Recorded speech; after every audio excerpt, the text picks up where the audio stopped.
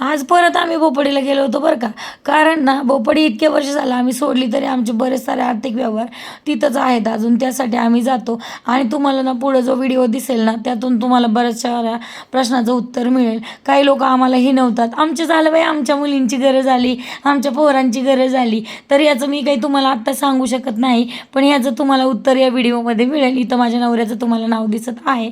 आणि दुसरं सांगायचं म्हटलं ना तर अजून माझ्या स्वप्नातलं मला वाटणारं माझ्या स्वप्नातलं घर झालेलं नाही आहे. ज्यावेळेला ते घर होईल ना त्यावेळेलाच माझं स्वप्न पूर्ण होईल असं मी म्हणेन. आणि ते माझं प्रिशियस गिफ्ट असेल. त्यानंतर ना ह्या ज्या आहेत ना यांनी माझ्या शिवमला खूप जीव लावला.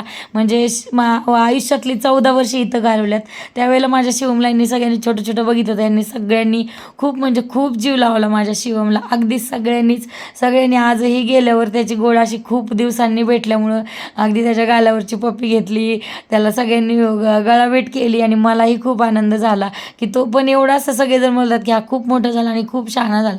आता तो किती शहाणा झाला नाही फक्त मलाच माहिती. नंतर आम्ही शर्माचं आईस्क्रीम खाल्लं, जे आम्हाला खूप वर्षानंतर खायला भेटलं.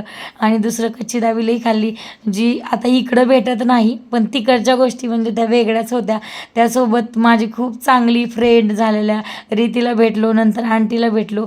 हे भेटणं काही वेगळंच होतं बरं का, पण छान वाटलं.